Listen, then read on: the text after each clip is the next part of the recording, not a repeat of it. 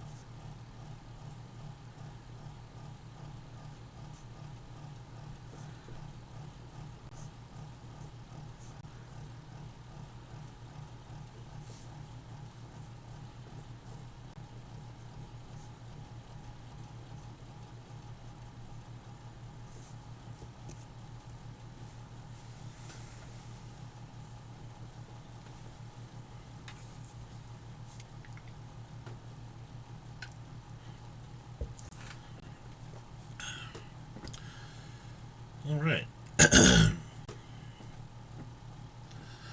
Today we're going to look at the first part of chapter 7, at least 7.1, and I hope to get into 7.2 today as well.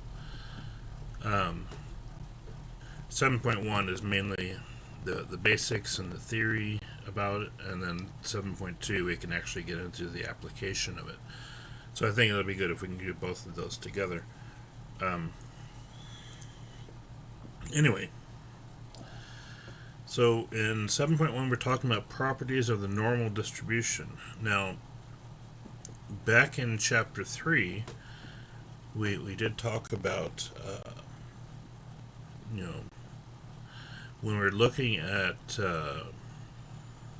whether data was spread out or compact, we had a third option where it was a normal bell-shaped distribution.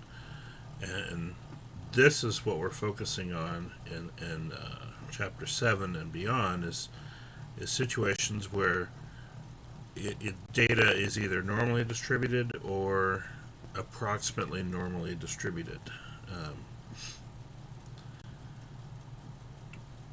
And so it turns out that we can do quite a lot with this stuff.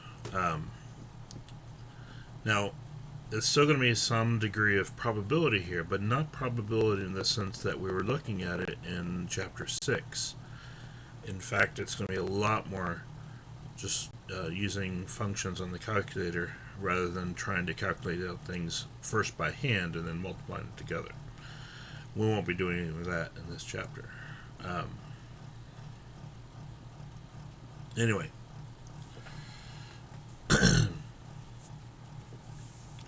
the first the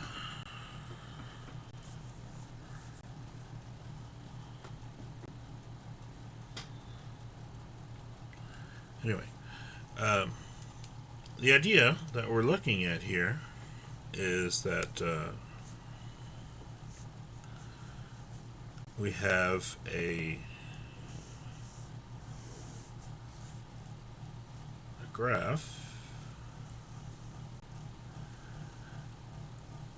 Now, this is what we call a bell-shaped curve. And there's some different, depending on the elements that are present here, we could get some different shapes potentially, but largely it's dictated by the mean and the standard deviation, what those look like. The shape is generally pretty similar each time.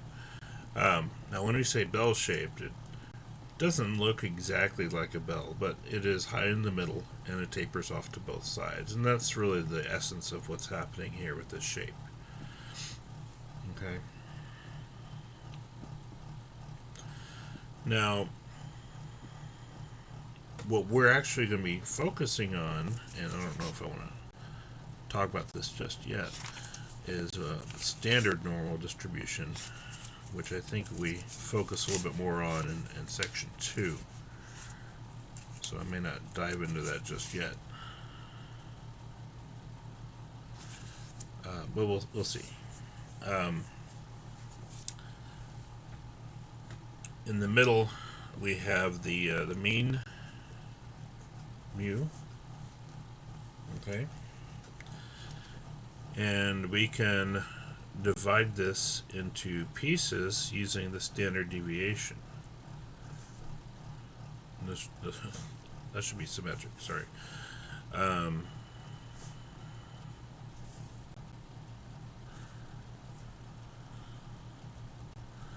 This is symmetric. It may not look like it, but it is. So like this line here would be mu plus sigma. This one is mu plus 2 times sigma. And this one is mu plus 3 times sigma. Remember, sigma is a standard deviation. Mu is the mean.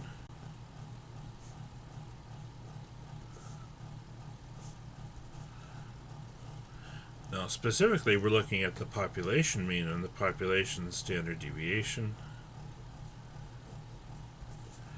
So, that's what we're interested in. This will be mu minus sigma. This will be mu minus 2 times sigma.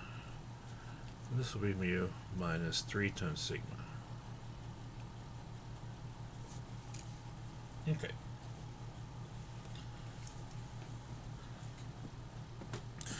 Now, generally, we won't go past 3 standard deviations. A lot of the time we won't get to 3 standard deviations, depending on our data set. Or, what exactly are we looking at? And most of our values, and this goes back to something we talked about in Chapter 3, but didn't do a whole lot with, which was the... it wasn't Chebyshev's rule, the other one. Anyway, it might have been Chebyshev's rule. No, Chebyshev. Yeah. I'll look it up real quick. All right.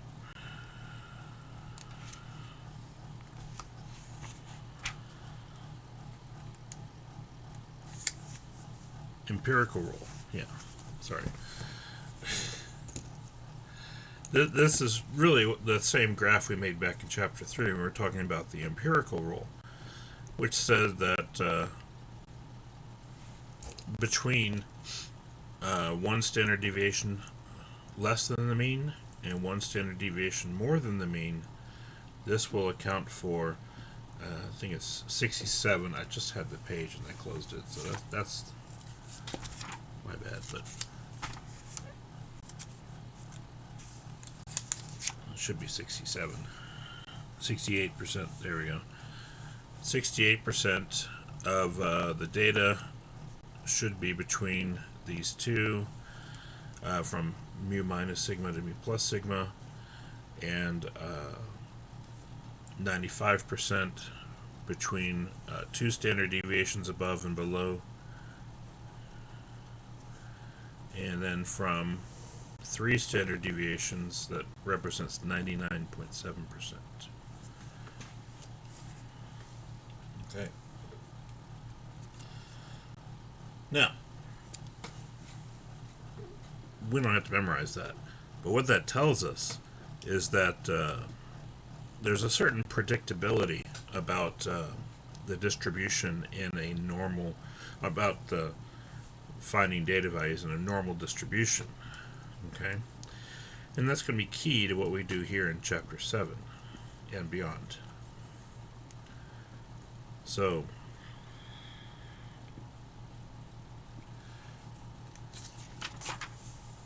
on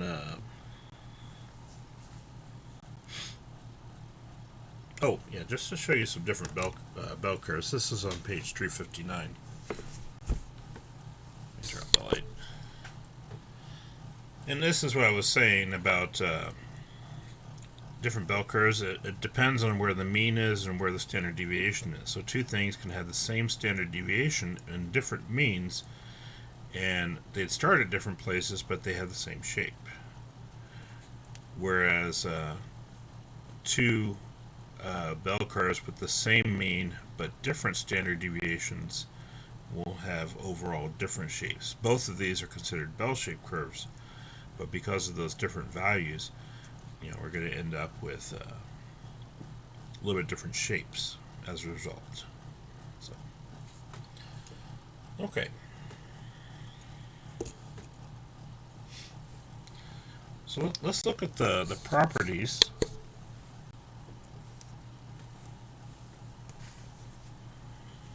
And actually, before we even look at properties, there's one other thing and that we want to mention, and that is the area under the curve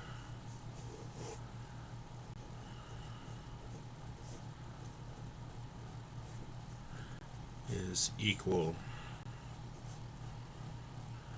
to 100% of the data. Now, this is kind of a strange thing. Equating area to probability is essentially what we're going to be doing. That stems from the fact that we say, okay, 60% of the data is between here and here. That means 34% of the data is between here and here, and 34 from here to here. Okay, and we can further narrow it down so we know exactly where each data value is going to be based on its value relative to the mean and the standard deviation. Okay, so the mean and standard deviation play a significant role here.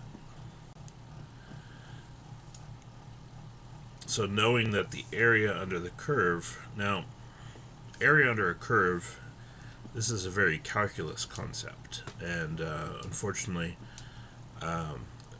very few, if any of us in the class, have had calculus. I know one of my class has a former calculus student of mine, but for a large part, you probably won't get a lot of the understanding that goes with area being equated to some other property. But that's okay. That's okay. We can get through without having that understanding. So,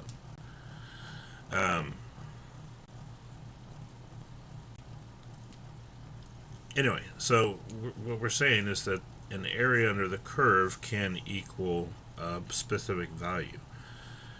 In this case, we're equating it to a portion of the data, and ultimately we're going to use that to help us find the probability of a specific data value occurring in a normal distribution, or having an outcome greater than a specific data value, or something to that effect. But this is going to be key, is that we can understand that the area is equivalent to probability, and that's where we're going to go from there. We have the properties of the normal density curve. Next.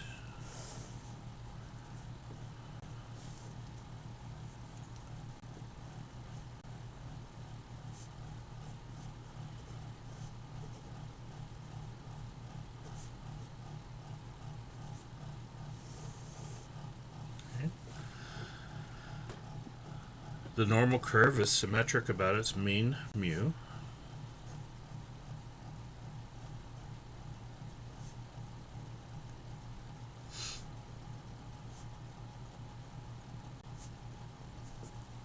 Okay, which you can already see from our graph, mu is in the middle, and so it's symmetric on both sides. In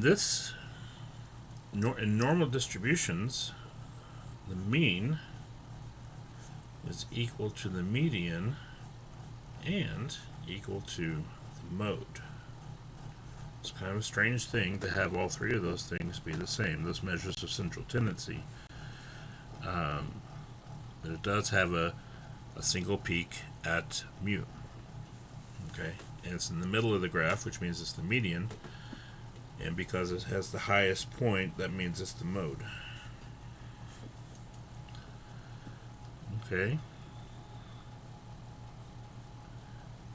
Talks about inflection points. Let's not dive into that one. Area under the normal curve is 1.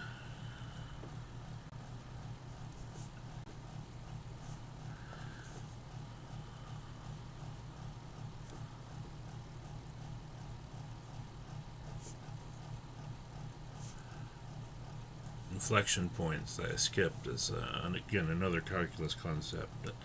It's one I think we can understand, but understanding it is not... how would I say that?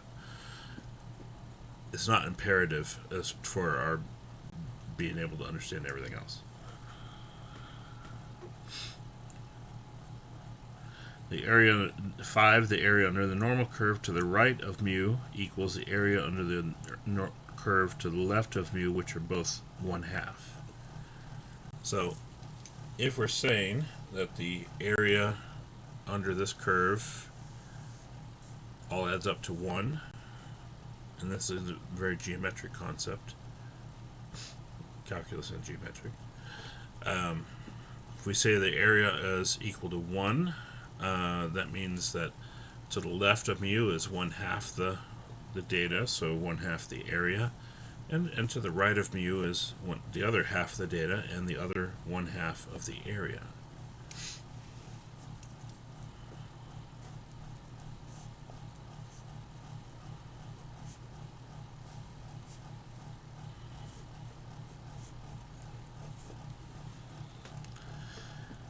And 6, as our data values increase, the graph approaches but never reaches the horizontal axis. If you've had algebra, this basically means the horizontal axis is an asymptote. But so really the curve never technically never intersects this curve, the line here, the axis. So that's why I drew it like I did. So even though it doesn't intersect, this is again something I covered in Calculus 2 this semester. Even though it doesn't intersect, it is possible to find the area. Even though it appears to be continuing to infinity, it does have a finite area. That's pretty weird. Alright, and continued on the next page, we have a couple more properties. We have the empirical rule, which I mentioned, and that's it.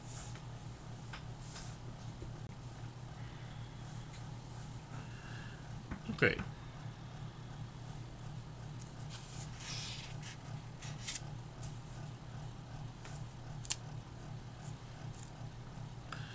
Rather than going through a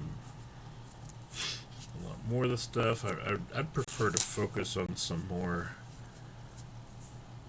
significant use of our time.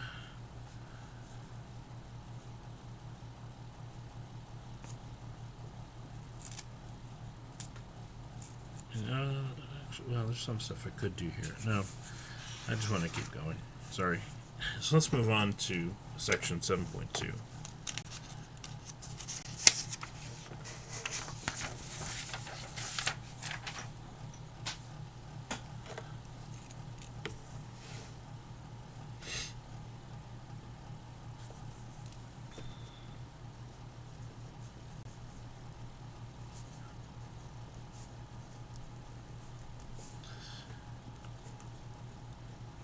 Right now, at this point, we don't have a lot of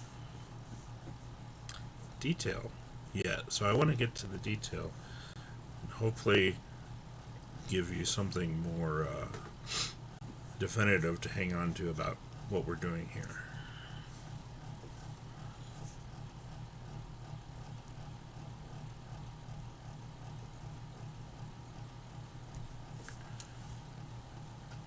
Okay.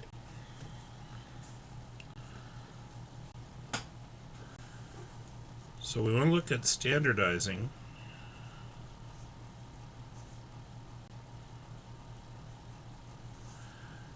a normal random variable.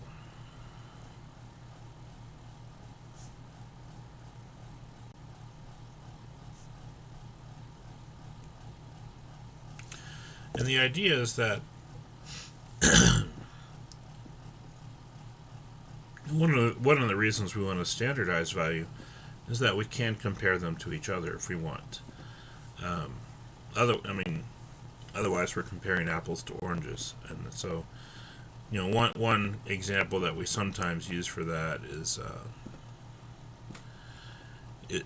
I might ask as a question: is it a greater achievement to achieve an 80 on a test in an English class where the average is 70 with a standard deviation of 5 than it is to achieve a 90 in a history class where the average is 85 with a standard deviation of 10?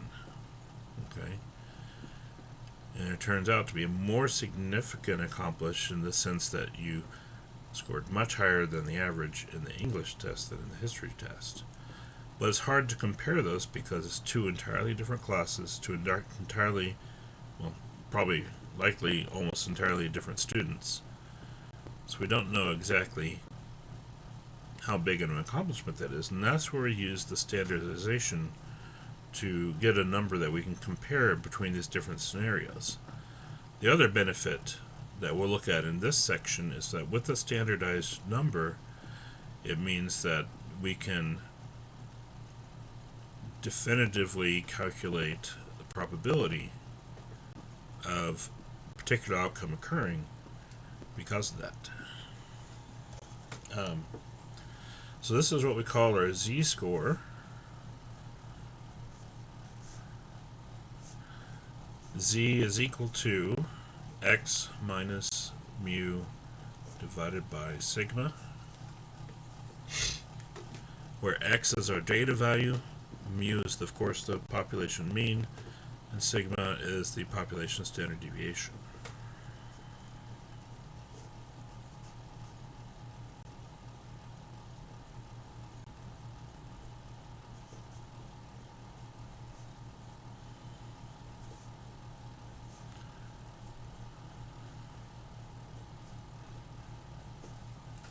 Okay. And so, so Z is a standard normal score that we can use to actually find different probabilities and things like that.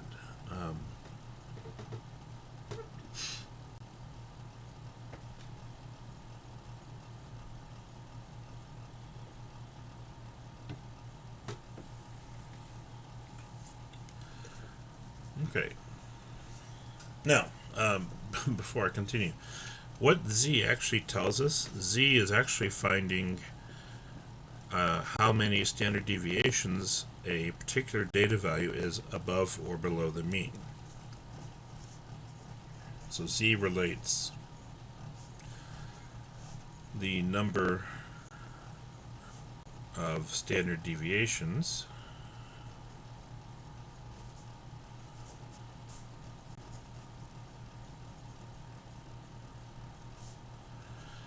a data value is above or below the mean.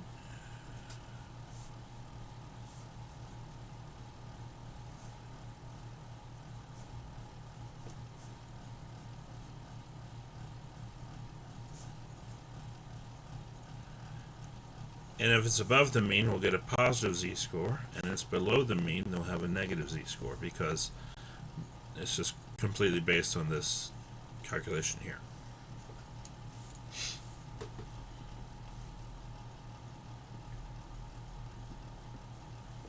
So if we get a value of z equals 2, that means it's 2 standard deviations above the mean.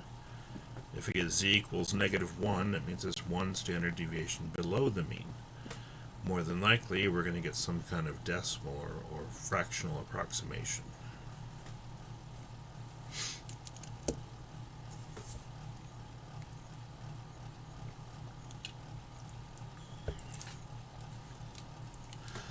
All right.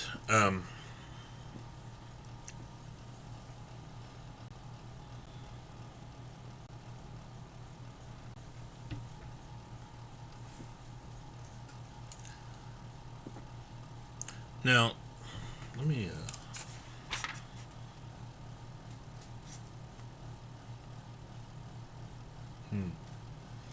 I think what we'll do first is we're going to work with generic z-scores, and then we're going to find different situations where we can apply context to the z-scores and measure what it actually means. So we're going to start off just finding probability that z is above or below or between certain values. Okay.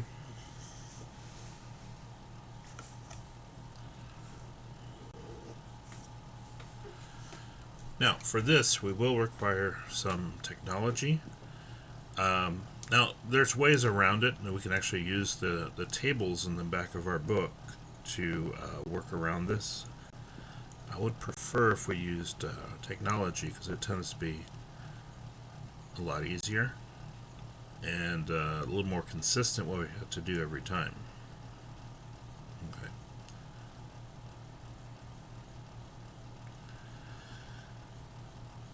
Alright, so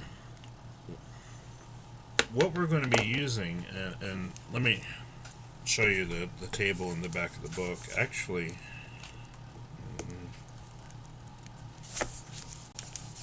if we look at the inside the back cover, here's our standard normal distribution.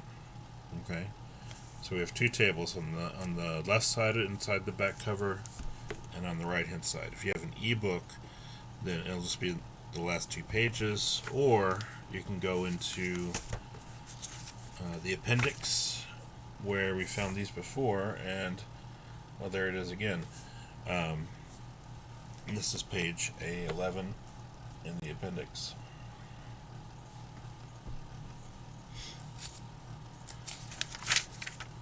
And it's 2 pages back to back. Okay. Now, what the table allows us to do, and I'm going to use the back cover. Actually, there's a pull-out section here too that has it on there also, or fold-out section if you have a hard copy of the book. Standard normal distribution. Okay.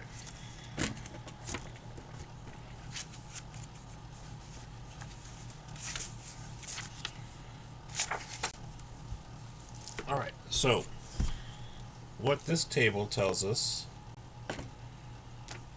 is if we're looking at the area to the left of a specific z-score, then we look up the z-score down the side and across the top, and that number in the body of the table here tells us the value of that probability based on that. So the area is equivalent to probability is what we're saying.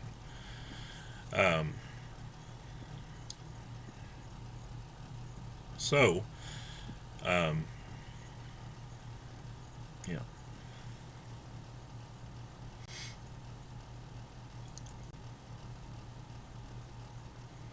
So the way that we read this, like let's say we have a z-score, and I'll use the right-hand side of the table. Let's say we have a z-score of 1.42. Okay.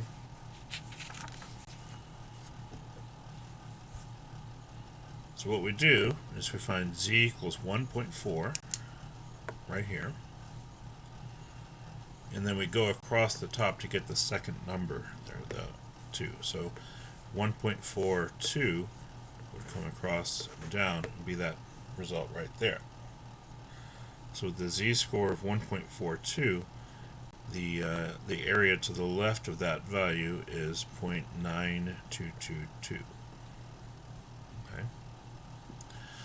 So 1.4 and then 2, because notice this is the hundredths place, and this is the tens and the ones and the tenths place.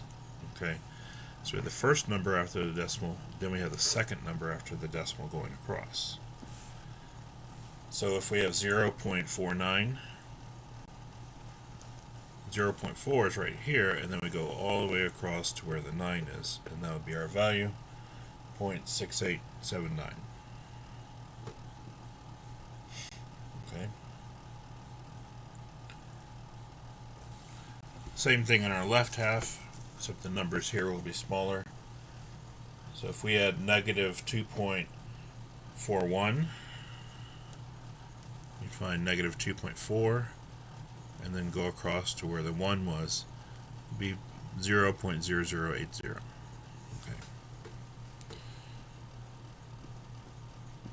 So that's how we're reading the table. And that's how we find the area to the left of a particular number. If we wanted the area to the right of the number, then we'd use the complement. Okay, so that the complement of an event that's still coming up. So. All right. It is actually much easier on the calculator if you have like the 36x or the 83 or the 84. Because we don't have to change what we're doing every single time. We just have to enter it the same each time. Just it's based on where the region is shaded, and then we just need the left endpoint and the right endpoint of the shaded area. But we'll talk about that in a second.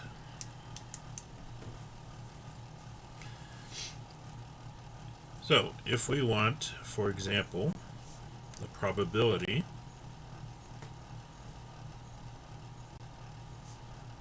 that z is less than 1.75, okay.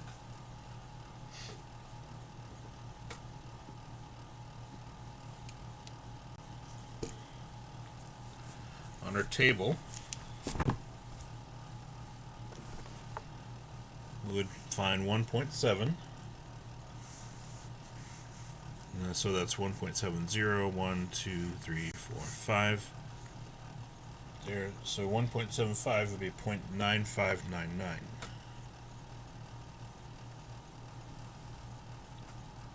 You can see I'm on the right column on top. So 0.9599.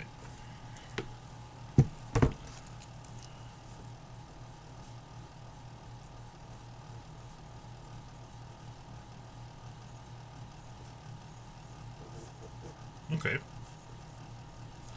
We could also say, what is the probability that z is greater than 1.75? Okay. And so, remember that if we look something up on the table, it only tells us the value when it's to the left of a specific number. So left of 1.75, we know the area is 0.9599. If we want the area, if we want z to be greater than a number, then it's going to be to the right of that value. And the area to the right is going to equal 1 minus the area to the left. Because we know the area under the curve is 1, and therefore the probability will be basically the complement of the area to the left. Okay? We know the area to the left is 0.9599, so we'll subtract that from 1, and that gives us 0.0401.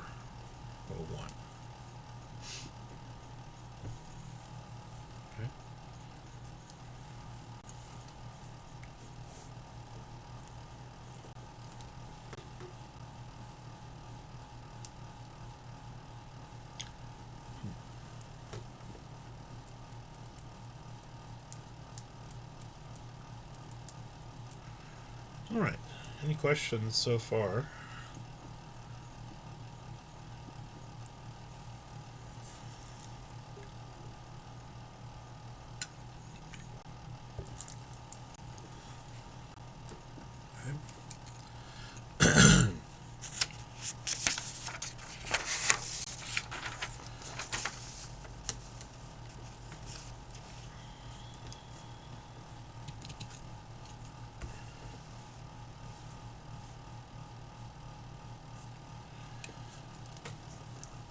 Now, if we want the probability, another example, probability that z is less than negative 0.71. Again, if it's less than, then we just look up the value on the table.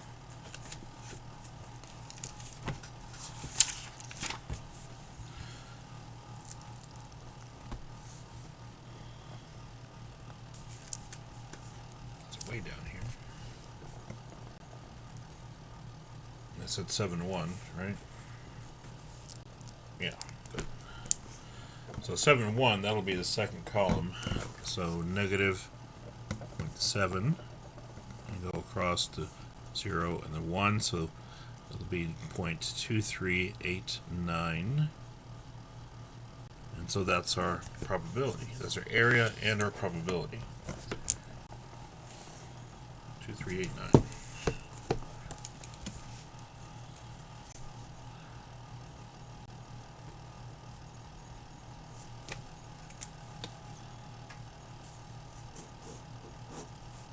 Okay. But now there's a third type of question we can ask, and that is, what is the probability that z is between negative 0.71 and 1.75? Okay. Now, let's look at this graphically. And I think it's going to be useful that we graph each of these probabilities because it helps us visualize it better, I think. So we know, now, this is something I hadn't mentioned yet. In a standard normal distribution, for z, 0 is right in the middle. Okay? The mean is standardized to be 0 in a standard normal distribution. So we have 0 in the middle, and then our standard deviation, again, I didn't mention this, and I really should have sooner. Our standard deviation will be 1 in a standardized distribution. Okay.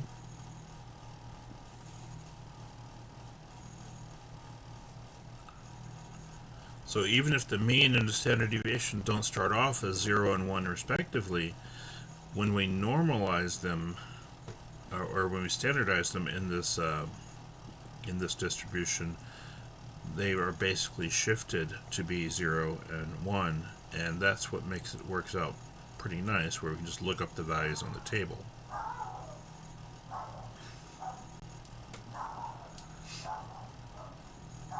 Anyway.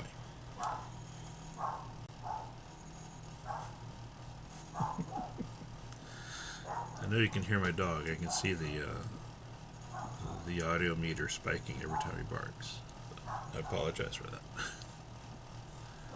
that. Around here, Thursday is garbage day, so I don't know if that's what he's hearing or what.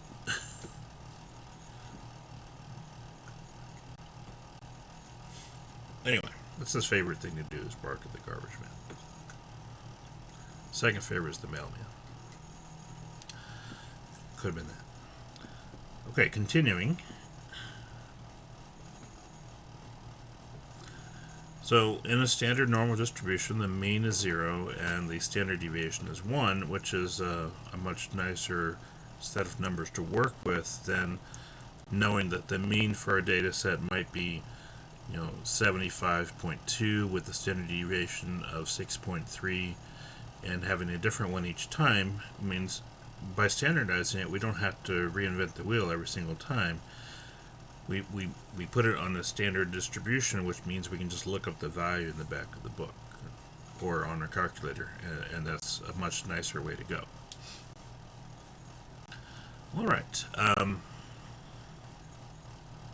So negative 0.71 would be hereabouts. We know it's between 0 and negative 1, closer to negative 1. 1.75 would be somewhere around here. So it's between, that means we're looking at this particular area.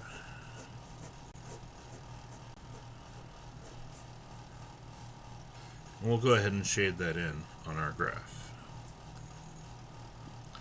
Now the way that we can calculate the area between is we know that looking up the values on the table gives us the area to the left of each of those numbers. So we have the area to the left of negative 0.71 and the area to the left of 1.75. Just by looking at that, can you see how we're going to find the area between them? If we know the area left of negative 0.71 and we know the area to the left of 1.75.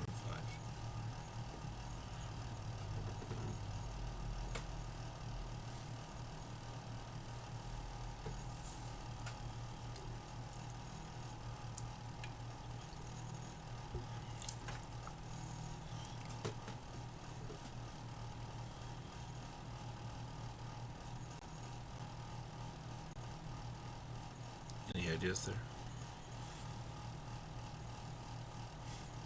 We'd subtract, exactly.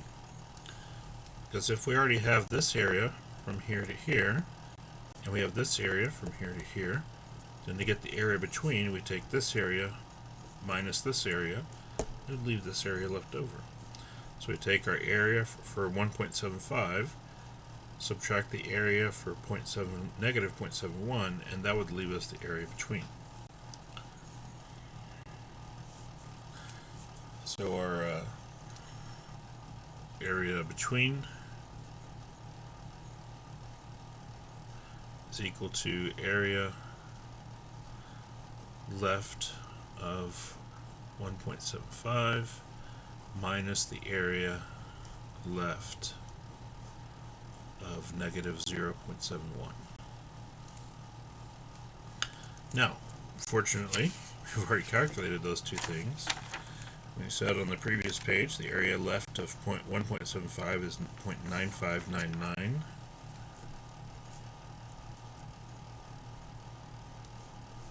And the area to the left of negative 0.71 we know is 0.2389.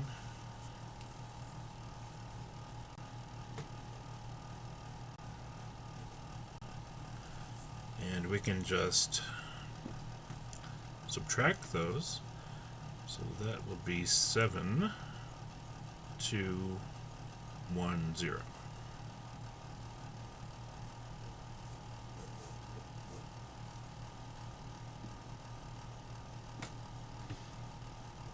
Okay, and so that would be our area between those two values.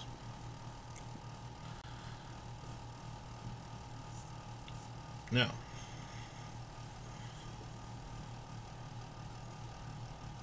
let's look at how to do that using the calculator instead.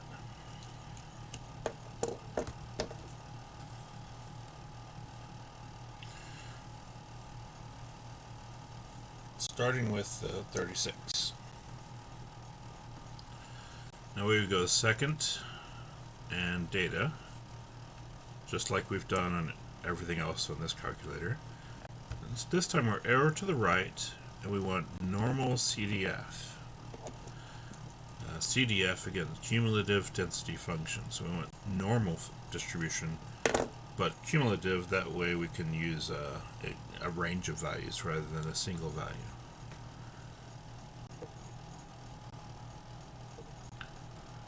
Okay, so it's normal CDF. We know our mean mu is 0, and our standard deviation is 1.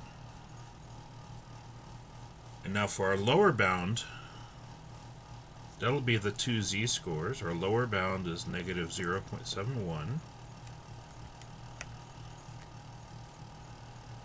And then we have our upper bound, which is whatever's on the right-hand side here, which we know is 1.75.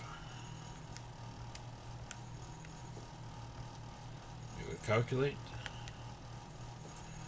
And it gives us a value right here. 0.72108, so it's actually 0.7211. Okay. What we'll notice is that our calculator is going to give us a little bit different value for some of these things because the calculator is not approximating as early as the values in the back of the book are approximating. So what's actually happening is that these two values that we got from the book are approximated themselves So we're getting a number based on two approximations, which makes it a little bit more off as a result. And then we see that here with our answer from the calculator. It's not a huge deal, because I'll be able to tell whether you use the book or the calculator, and then I'll make sure, kind of like how we did the last test, where when you enter your number and I check it, I'll make sure I put it down both options as possible answers so that you can check those. So you don't have to worry about that.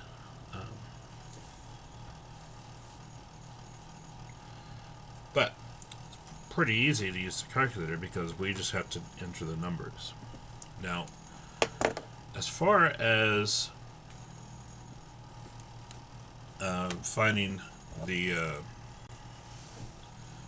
either to the left or to the right, like if we want probability z is greater than, let's say 0.28,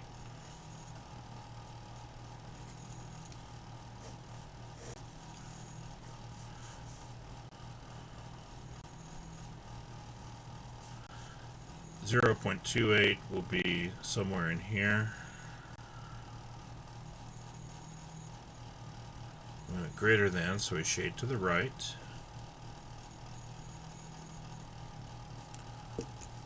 Okay.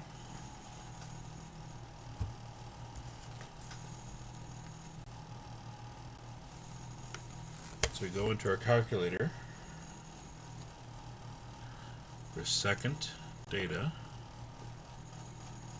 right to distributions, and just down to option 2 there. We always use 0 and 1 for the mean and standard deviation, so we don't have to change those.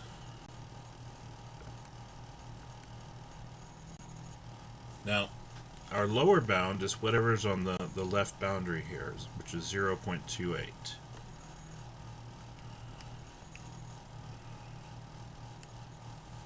And upper bound here listed as 1e99. That means 1 times 10 to the 99th power.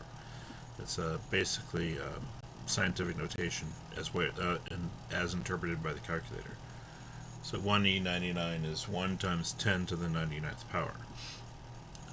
So basically that means since we just keep going, we can just leave that.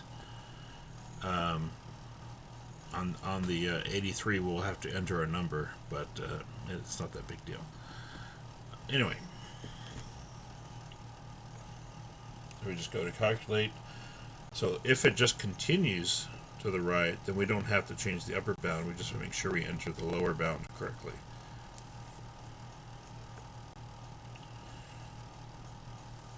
And that gives us a value of 0.3897. And we'll go to 4 decimal places because that's what the book does if we look up at the back, and I'll just be consistent that way. And honestly, 4 decimal places is enough.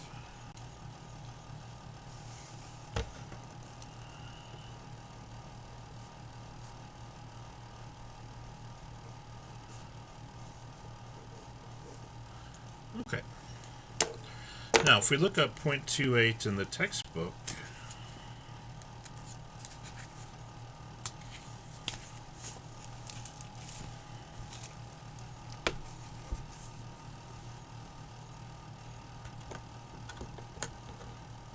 so here's 0.2, and we'll go across to the 8.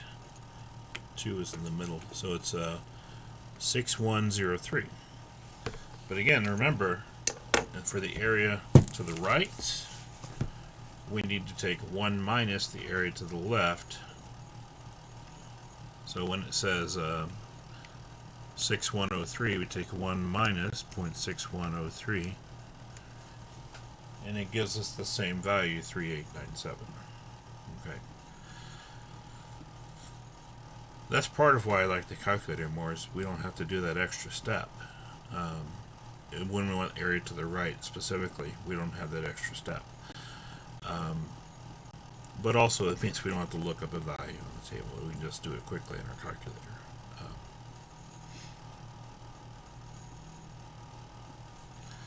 The point is we get the same value either way when we're doing one value. It's only when it's between two values that we possibly get a slightly different answer in the calculator than we do from the textbook. Because on the textbook, these two numbers are rounded, and we would round the same way in the calculator, but when we subtract two rounded numbers together, the result is not necessarily, it's sometimes a little bit over approximated. We don't really have that issue with one value because we're already rounding the same way in both answers. This is how the answers are gotten in that table nowadays. It's just through this calculation or computation. Turns out that we do have a formula for this area, but it's not a pretty one. Like I said, it is a calculus problem.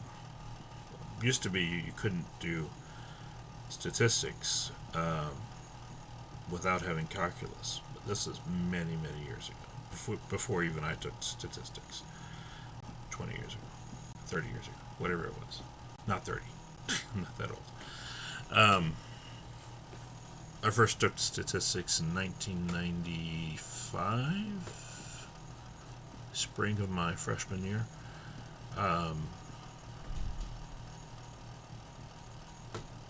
college. 25 years ago. Okay, there we go. Anyway.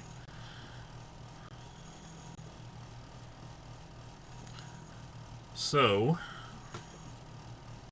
probability Z is greater than 0.28 is 0.3897. Okay.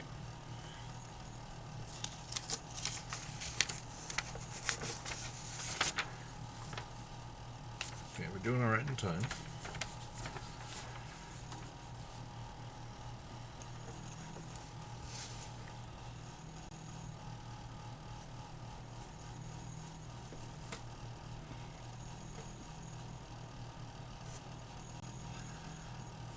Alright. So probability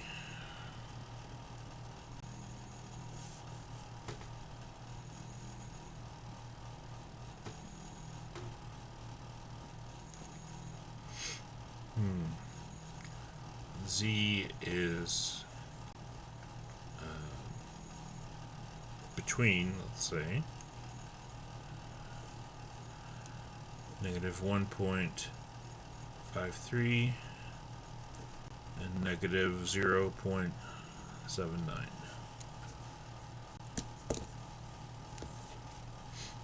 Let me show you on the 83s. Now, the 36, the 84 will be just like the 36, much more user-friendly. 83 is not as user-friendly, unfortunately. So, on the bigger calculators, we had to press second and then vars, because here's our distribution. It's right above the VARS key, so second vars. Okay. Now again, our option is like the second one here, so we just press enter, but it prompts us for everything. So the order that we have to enter this in on the 83s is we put our lower bound first, our upper bound second, and then 0 for the mean and 1 for the standard deviation, and we separate those by commas. So we would put negative 1.53, comma, negative 0.79, which I mixed up my order. There we go. Comma 0, comma 1,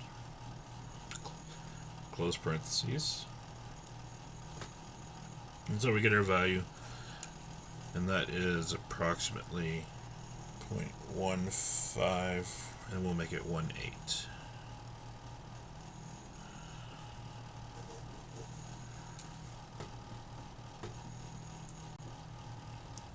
Okay.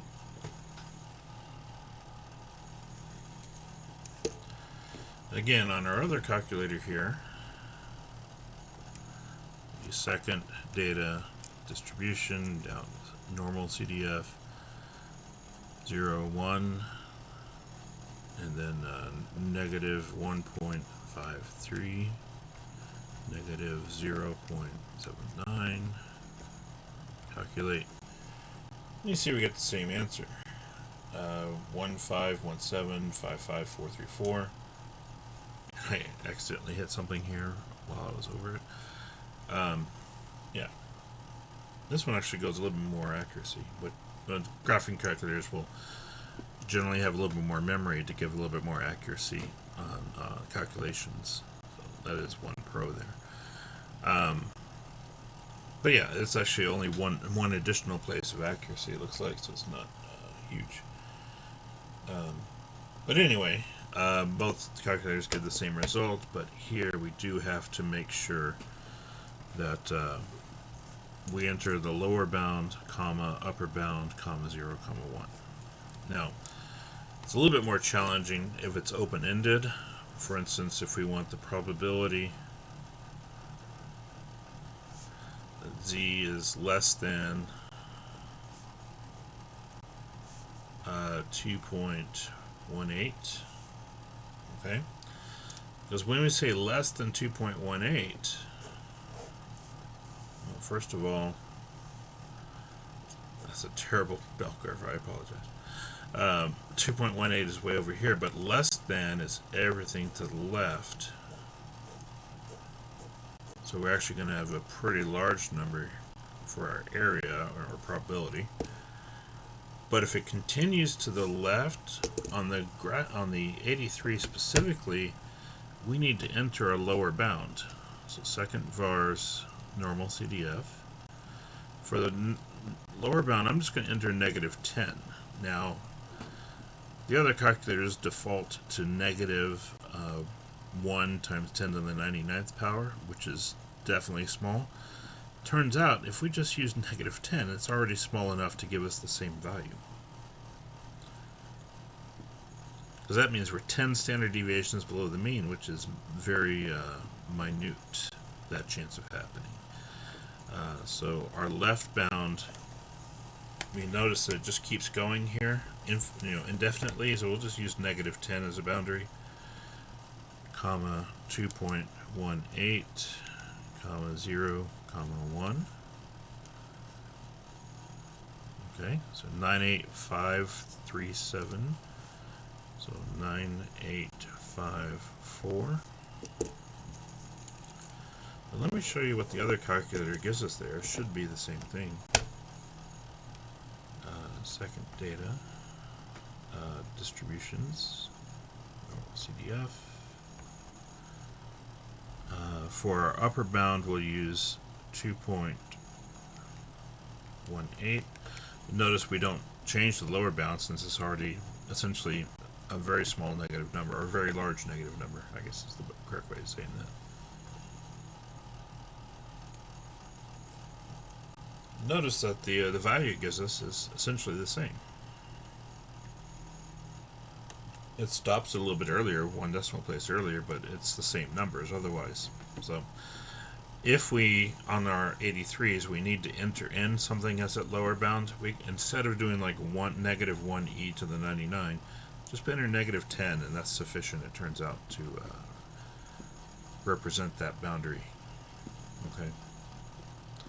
We can even just use negative 10 on the 36s and the 84s if we like, because we know it achieves the same outcome.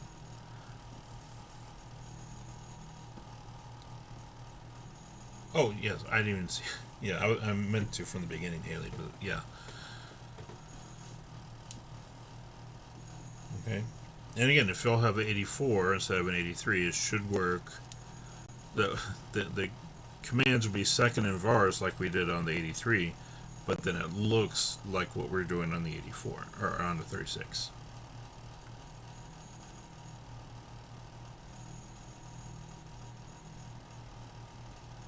Okay.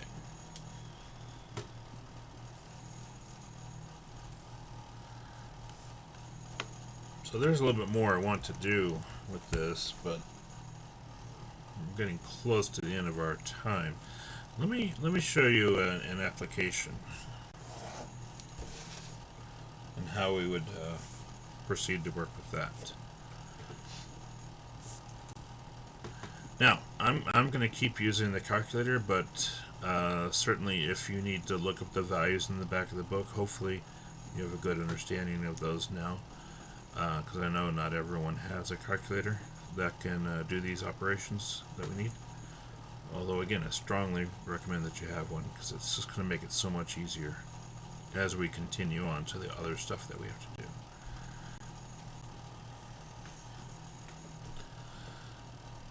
Okay, so IQ is known to be normally distributed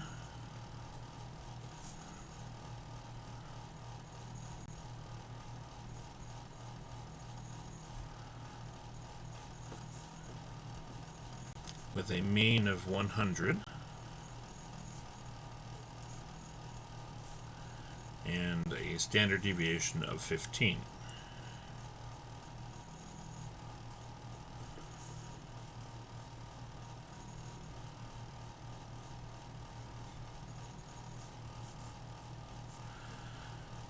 What is the probability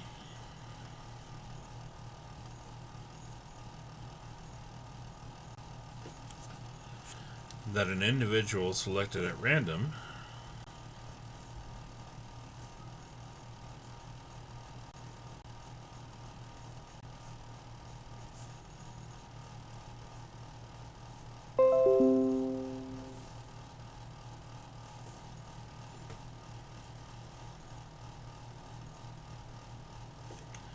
will, so A, let's say, what's the probability they will have an IQ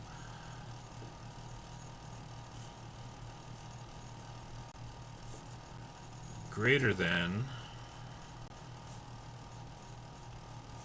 110? Okay. So we know the mean is 100 and the standard deviation is 15, and our data value is 110. X is 110. So to calculate this, we first of all have to find the z-score. It's been a while since we talked about that formula from the beginning of the class, but remember, z is equal to x minus mu divided by sigma. And that would actually be provided to you as a formula, so don't worry about memorizing, although it's one of those things, once you do the homework and you get a lot of practice in, you're going to have it memorized regardless. So anyway, so we plug in the values that we have. X is 110, mu is 100, and sigma is 15. Now again, we subtract the numbers on top and then we divide. So 110 minus 100 is 10, and then 10 divided by 15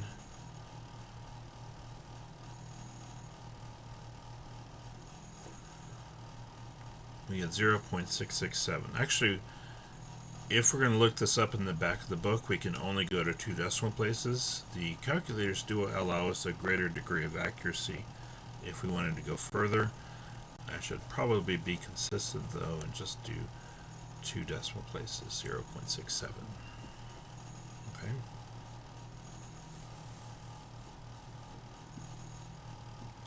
So we'll keep our z-scores to 2 decimal places, since that's what if you look up the values in the book, it only goes to 2 decimal places already. That way, we'll get the same value from the calculator as we do in the textbook.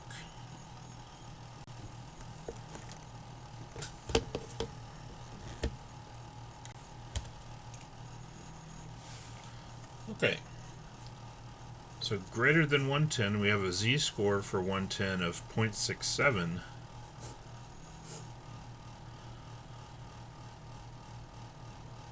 I'm super conscious about drawing my bell curves. Anyway, still didn't do a good job. So 0.67 is to the right, and we want it greater than, so we'll shade everything to the right of that.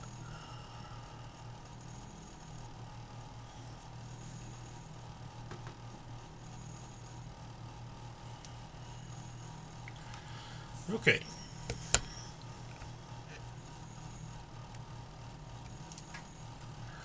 Now, because we want the area to the right, that means our lower bound is 0.67 and our upper bound is basically infinity. So we've got second and distributions. Go over and down 1.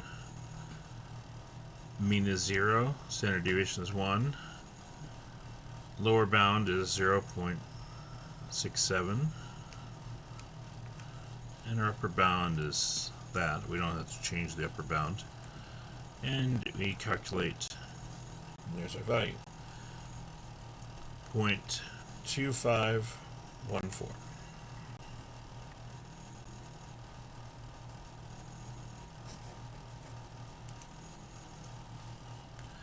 Now again, if it's greater than 110, remember we look up the z-score on the table, then you'll have to subtract that value from 1 to get this one, because the table is going to give you the area to the left, and we want the area to the right.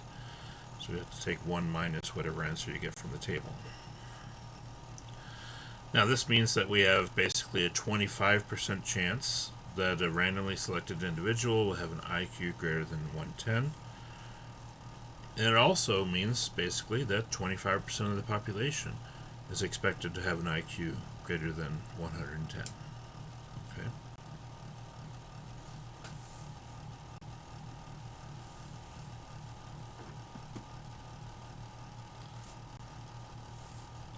But that's how we would actually, and let me skip this back over. That's how we would actually solve an application, is we would have to translate our numbers to z-score values, normalized or standardized value of z-score, and then we can actually look it up in the table, because we can't look up 110 on a table. We have to make it into a z-score first, and then we can do it on the table or in the calculator from there. Now the reality is we don't even need to convert to do it in the calculator, because we can enter in different values for the mean and standard deviation in the calculator.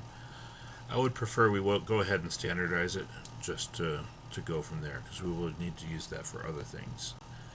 So it's important to be comfortable with the standardization process. Okay, so that was A, and let's do 2 more IQ problems.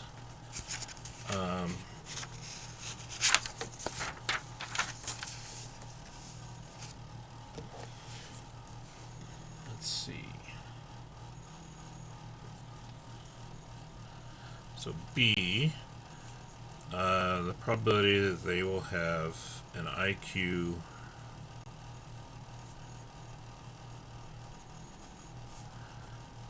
less than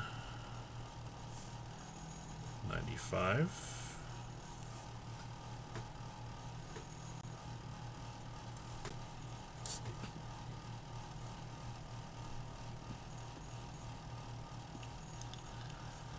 So if we want to know the probability of an IQ less than 95, again we want to calculate a z-score, which we take our data value x first, 95, minus our mu, 100, and then divide by our standard deviation, sigma, which is 15. Okay, so it's negative 5 over 15, so that'll be negative 0.33. Okay. Graphing that, negative 0.33 would be a little bit to the left. It's probably a little bit closer than that, but as long as we understand what we're looking at, that's the main thing. The graph doesn't have to be perfect. And because we want to know the probability of an IQ less than 95, less than means we'll shade to the left. Greater than is right, less than is left. Okay. Now on the table in the back of the book, we would just simply look this up. Negative 0.33.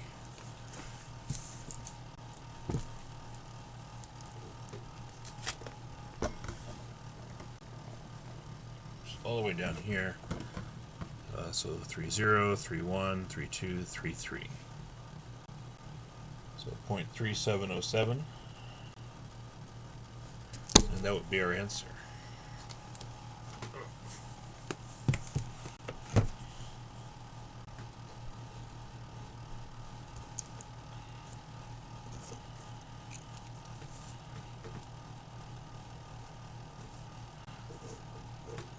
Should get the same thing from technology.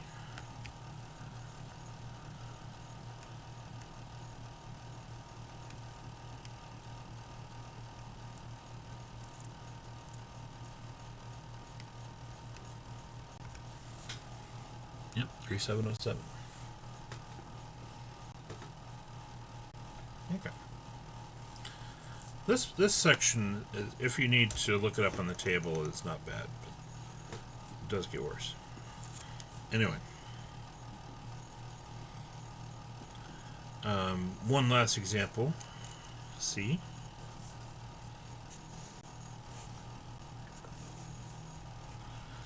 Have an IQ between let's see, 115 and 140. Now, if we want to find a probability of something being between two numbers, that means we need z-scores for both data values. So for x equals 115, z is equal to 115 minus mu divided by sigma. Okay. So that's 15 over 15. So that's just a z-score of 1. And then x equals 140, we'll have to calculate a different z-score for that one. So that'll be 140 minus 100 over 15. So 40 divided by 15, which is 2.67. Okay.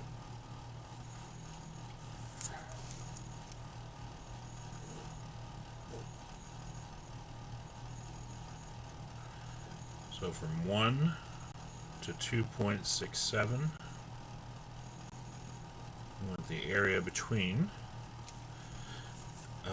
Get into the practice of making a graph. I think, while it's not completely essential that we make a graph, I think it helps us visualize what's happening a little bit, and that way we can look at this. Okay, we know we need to plug these in as our left bound and our lower bound and our upper bound, respectively.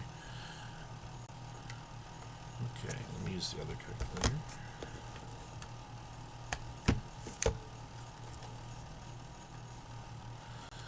So, let's see, we'd go second vars down to Normalcdf, and we'd enter 1, comma, 2.67, comma 0, comma 1.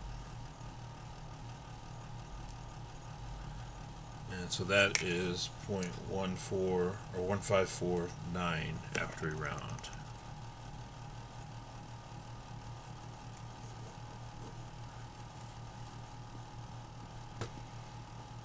Okay.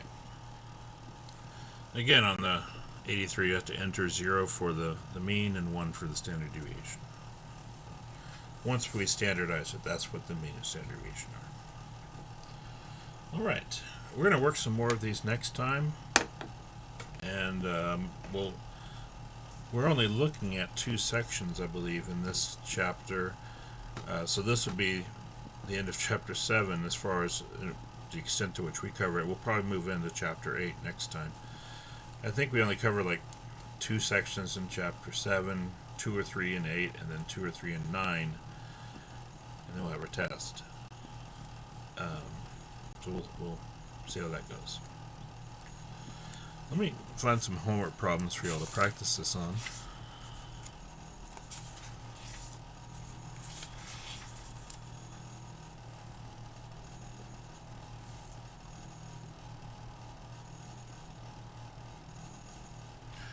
On page 374,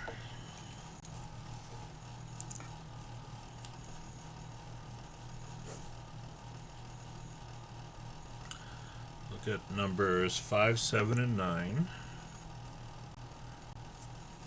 and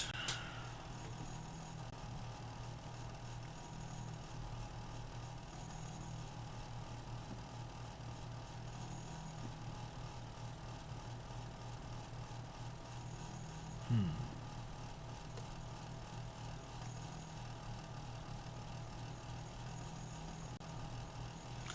ahead and look at 37 just to have one of the applications to look at. And we'll do one or two more applications on Tuesday next week. So, all right. I hope you all have a good weekend. Take care. And I'll see you on Tuesday. Have a good one.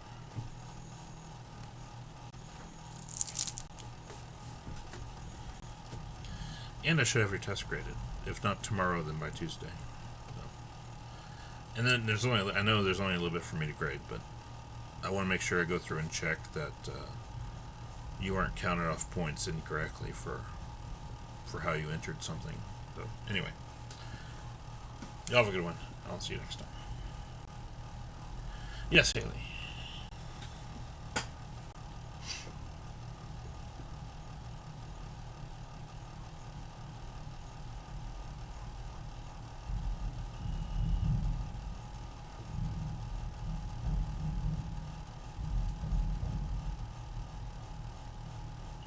Is it classical or is it empirical? That's really the main two types that we looked at. If you go back to what we covered early in chapter 5, we should have the definitions. Yeah. All right. Have a good one.